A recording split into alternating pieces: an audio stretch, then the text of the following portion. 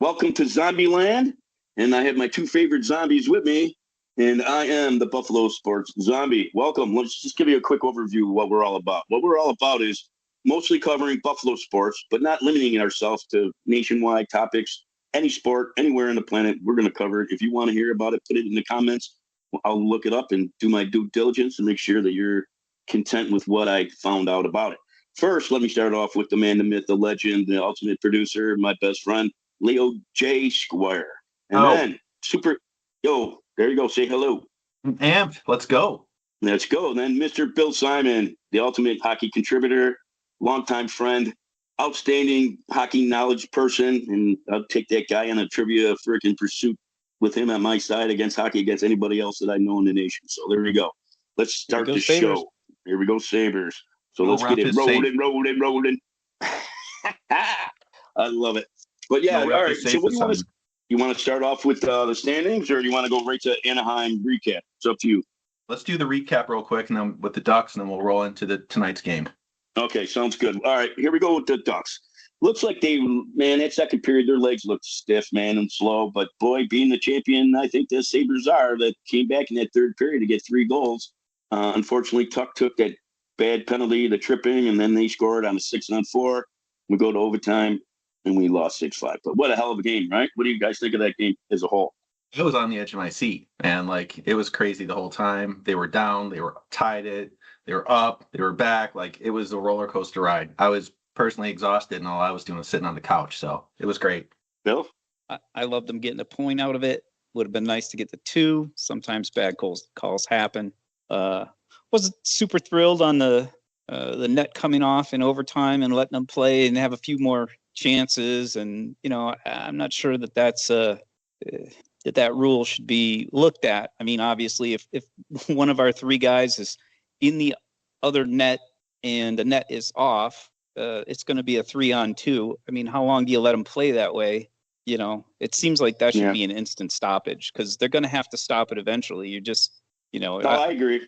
so that one maybe should be examined. It probably doesn't happen that often, but it was clearly a problem. I mean, that isn't what ended it, but my other comment there would be keep Tage and Power off the ice as a pairing in overtime. They're just not defensive enough.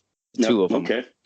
Yeah, you said you mentioned that to me before, and I totally agree. Tage, as of all the forwards go, I think he is the least defensive offenseman.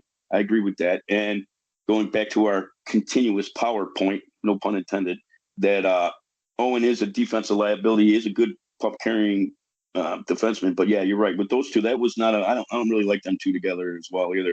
Unfortunately, when Tuck took that late penalty, he came out and he swung around to get the puck, and I don't think he intended to trip that guy, but that was like lazy, lackadaisical, or just mentally, I don't know, not sharp, and to cause that penalty to go into the end of that period, and then they tied it up. And but yeah, what's so funny about Anaheim, real quick too? I was looking over some other stats.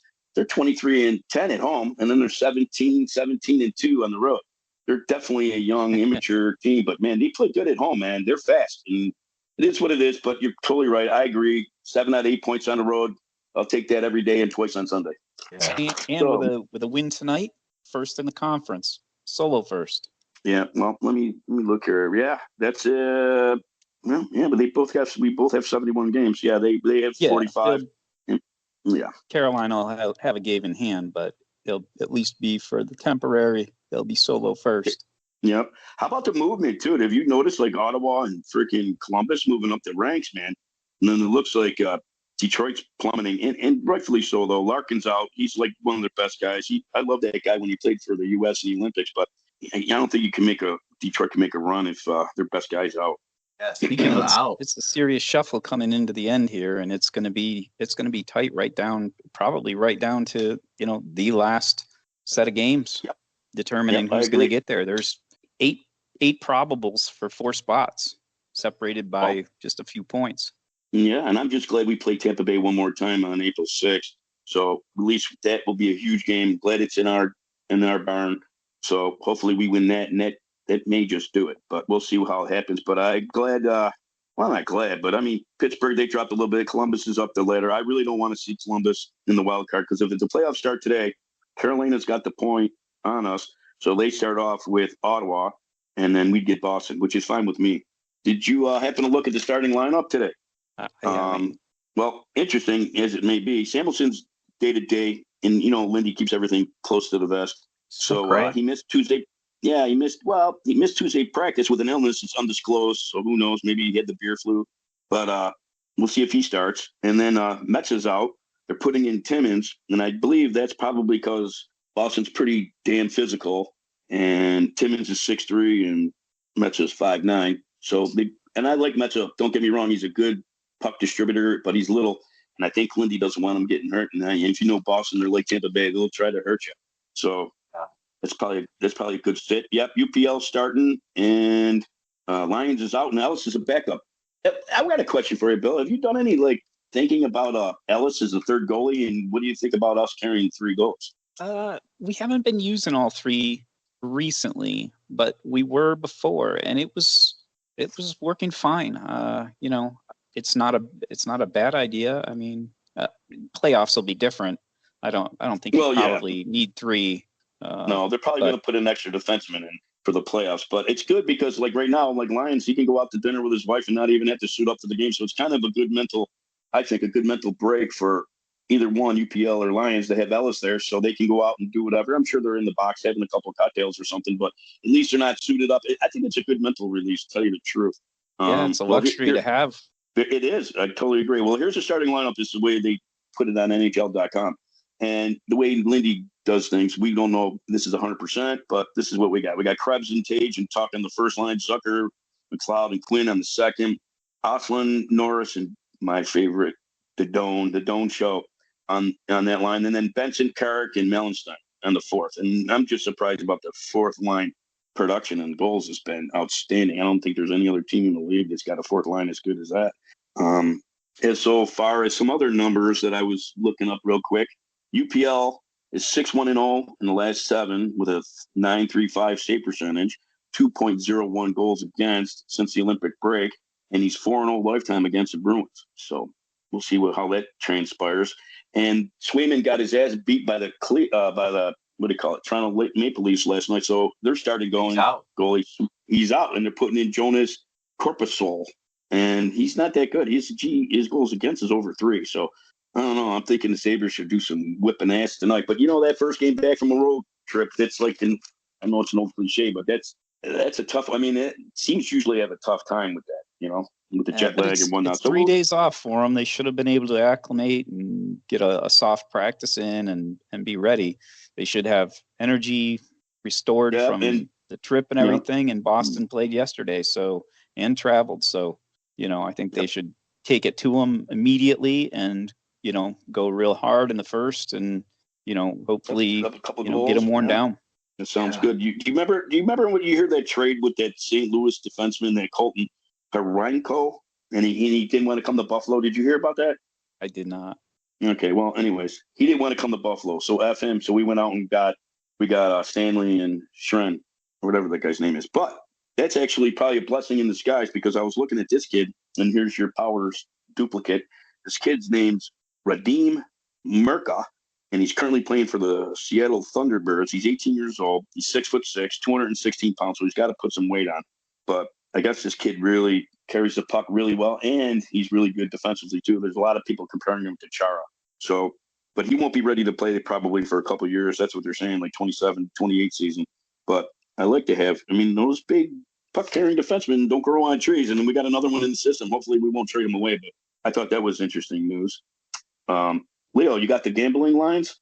Yeah. So we got the latest on the DraftKings. They got Sabres money line -205, Bruins money line +168, and it looks like it's interesting because it opened with the under juiced at -120, then it quickly moved to the over at -105, then it shifted back to the under again at -108. So it seems like people are kind of uncertain about this one. So should be interesting.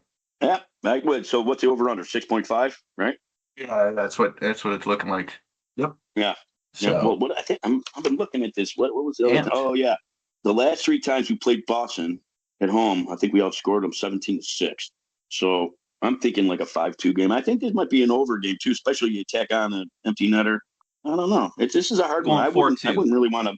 Yeah, I don't think I'd bet this one, but it's going to be entertaining if you're a Sabres fan. I'm pretty certain about that. Well, what do you got? I could see it. I could see it low score, like 3-2. But I could also see the Sabres doing really well and having some kind of a blowout. So I mean, I think it's either going to be low scoring or a Sabres rout. That's what I got to. And to be honest with you, since they played last night and they got their backup goalie in, I don't know. I'm thinking we're going to light them up. I'm dead serious on that. I don't know. I'll be the first one to start. I think it's going to be like a 6-2 game. I think we're going to light them up. I'm psyched. I'm more excited than going on a panty raid right now. And I don't even know who does that, but I'm amped. So what's going on? Well, I want to hear what the Zombie Nation thinks. First of all, we need to get some comments going on this thing. And then also, there's another game coming up Friday with the Wings. Any feedback on that one? Yeah, I want to go. I got a friend of mine right now, Alex. He's looking to see if we can get some club level seats. I guess this guy's like ex-military, ex-police officer. He's a good friend of mine, and he's got connections in high places. So he's like, I ain't sitting anywhere above the 200 levels. And I'm like, dude, I'm on board, man. Let's do it, because I would love to see that. I'll take a little bit of video if I'm at the game. So we'll see what on Friday. But yeah, I think we're awesome. And then that's another thing. Yeah, so I'm looking forward to that. So we'll see what happens. I just want everybody else to know in Zombieland that we're going down to Pittsburgh. We're going to check out the draft. Probably down there Friday and Saturday. And we're not just isolated on hockey. We do everything. And NFL is still king. So we definitely got to cover the draft, see who we're going to get. Personally, I think we need a linebacker. I like that C.J. Allen. I hope they don't trade down. There's that Field Yates, the guy from ESPN, saying that the projection of his new draft is they're going to trade. Arizona's going to trade up and take our 26th spot, and we can still get our guy at 34. I mean, that's not a bad idea, but I don't want to risk it if we got a really good linebacker that we definitely need. We already addressed the safety. We already addressed the receiver. We already addressed the corner. So it's either, I don't know if there's a big successful down lineman that we can get at 26, or like I said, like that linebacker C.J. Allen. I'd like to see that happen. All right. I don't know. Anybody else? Anything else you guys got? Just looking around the league last night, the first 6 games that ended, I noticed that the winning team had fewer shots on goal, and in some cases, significantly fewer. Canadians were outshot by the Hurricanes, 19-43. Blackhawks and Islanders. Blackhawks had 24 shots on goal to the Islanders 47, and fewer shots, but winning the game. I mean, the Canadians were less than half the shots and won 5-2. So, I know that it's often said, oh, you got to get the pucks to the net and get the pucks on the net. But I just wanted your take. 10 of 15 games last night where the team with fewer shots won the game. So I was just going to get your take on what you thought is behind that kind of a situation. And, Well, I'm glad you let me know this around noon. So I took a little time to deep dive into it. And I'm going to quote this, one of my professors at college who told me that when I took statistics, there's liars, there's good liars, and then there's statisticians. I think the stats can be deceiving from time to time, but what I honestly think it is a lot of times, like I looked at the Canadian game, like they got ahead by so many, they were up by 2 or 3 goals in the third, and then just Carolina just started slapping anything in there. Like, have you ever seen that on the power play too, where like they really take their time and they're methodical and you get a goal, as opposed to some of these guys panicking and just slapping any old stupid shit at the net? I think that's what happens in a lot of these games. And the Sabres are renowned this year for shooting less shots, but still winning the game. Well, right. What was it? That one was it? Yeah, like we scored like 4 goals in a row on 4 shots. It's like an NHL record or whatever. So it's the quality of the shots. And I think teams get desperate, and I think they just start shooting anything at the net. And, they're holding their breath with their eyes closed and hoping something goes in. But if you take your time and you're too diligent about your job, I think that's what it comes down to. I mean, as soon as the teams get up by a few goals, the other team sometimes folds under pressure and they just start shooting any old thing at the net. Yeah, so, I think that's my take. That was my take as well. My feeling on it is, if you're not taking quality shots right away, you're kind of helping the goaltender. You're getting him involved in the game. I get nervous when the Sabres are tight defensively and whoever's in net hasn't seen a shot in 18 minutes because, he's standing around just like you would be sitting on the bench or anywhere else. He's standing around, not engaged in the game. And is he going to be sharp when that next shot comes? So to me, if you're just taking shots at the goalie, you're kind of helping him out. You're building his confidence and getting him involved. I agree with that. I just think, and then that's another thing too, is concentration level, man. If you've been standing around and you haven't seen any shots. I mean, I don't know. Did you watch that Tampa Bay game last night with Minnesota? Did you see that cruddy play that the Minnesota gave up? That goalie went right between his legs, and then the defenseman. I did watch part of the game, but I didn't see that one. Well, the thing with just standing, I'm just like, he totally misplayed the puck. I'm like, because I don't think he touched the puck in like freaking 20 minutes.